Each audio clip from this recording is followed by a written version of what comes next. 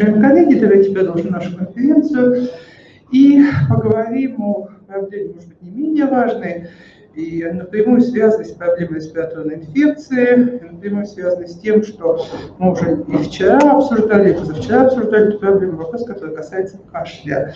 Кашля у детей, и вот сегодня, я думаю, что к концу нашего симпозиума алгоритм действий он станет всем ясным и понятным. А пока мне бы хотелось в плане введения в эту тему поговорить о том, что сегодня мы знаем о кашле. И вот буквально сегодня утром, посмотрев последнюю публикацию, это самая последняя публикация, посвященная кашлю, как вы видите, это октябрь 2020 года, и обсуждается вот какая проблема.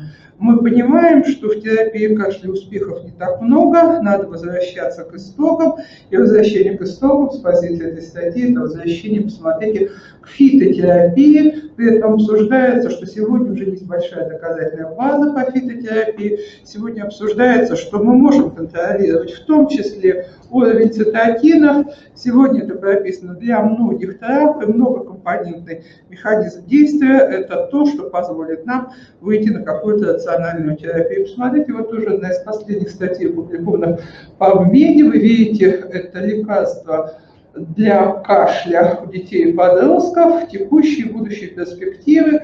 И опять же обсуждается безопасность, эффективных, допустим, доступных средств для кашля. Как вы видите, перечислены практически все, включая антагонисты гистаминовых рецепторов первого типа, муколитики, отхаркивающие препараты центрального действия на кашлевой рефлекс. Но в целом, если вы посмотрите, основное заключение этой статьи говорит о том, что нет четких рекомендаций, нет хорошей доказательной базы. И как сегодня уже мы сказали, вопрос доказательной базы, доказательной медицины ковид как раз показал сегодня, что, увы, время накопления данных уйдет много времени, а когда мы сможем это решить, назначить алгоритм. Если мы с вами посмотрим на эту алгоритм терапии, сегодня я уже показывала, мы с вами можем сказать, что препараты, облегчающие кашель, подавляющие сухой кашель, это одни из тех препаратов, которые абсолютно необходимы, когда мы с вами обсуждаем терапию респираторных инфекций, и мы прописываем их в наших алгоритмах действия. Если мы с вами посмотрим на статистику, то вся статистика говорит о том, что препараты для контроля кашля, они наиболее часто используемые препараты.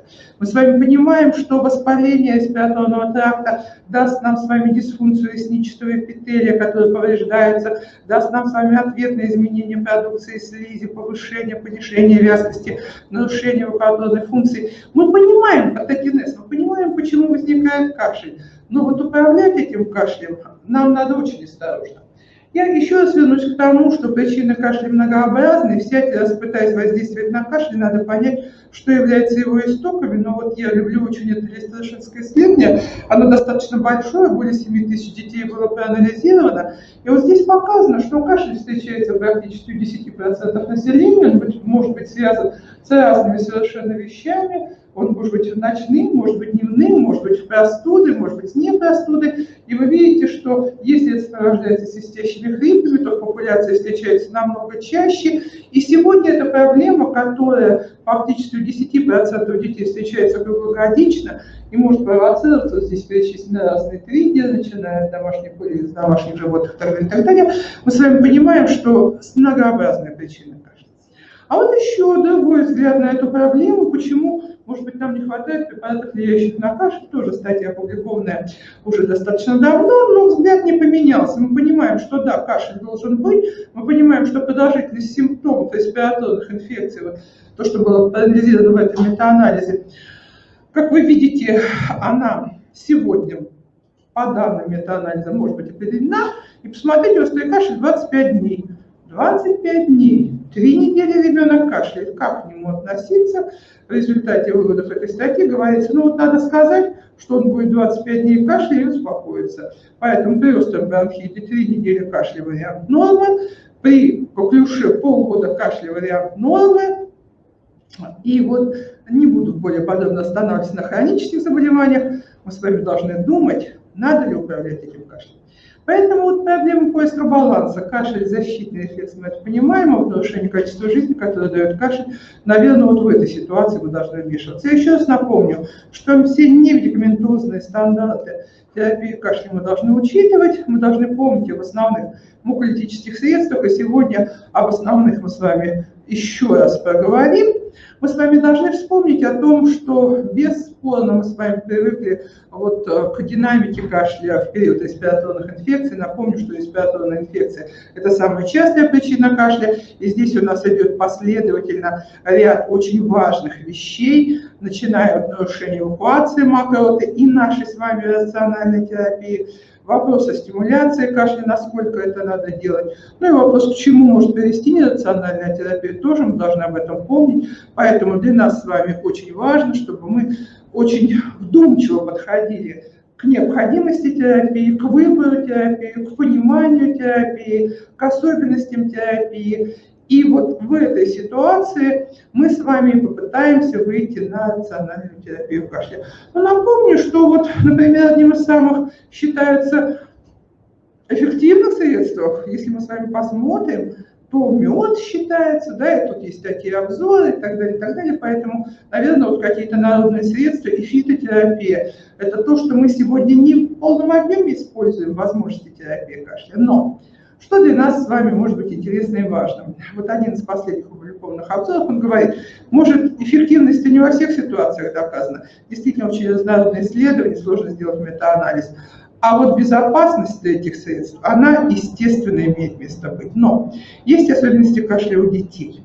Мы с вами понимаем, что есть особенности формирования мокроты в ответ на вот эти респираторные вирусы. И для нас с вами важно, чтобы наша с вами терапия обязательно учитывала вот эти особенности раннего возраста, чтобы увеличение объема мокроты, оно было адекватно возможностям ребенка.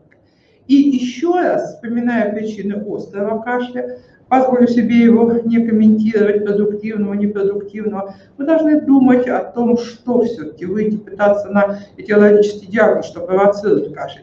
Причины подросткового кашля, где в основном стоит постинфекционный кашель. И сегодня ковид как раз показал, что постинфекционный кашель встречается крайне часто после ковида. Вот этот кашель непродуктивный, связанный в том числе с гиперактивностью респираторного тракта, с нарушением виологии мокроты, возникших на фоне вот этого сосудистого поражения. Ну и при хроническом кашле тоже продуктивный и непродуктивный кашель тоже имеет, так скажем, наиболее частые этиологические факторы.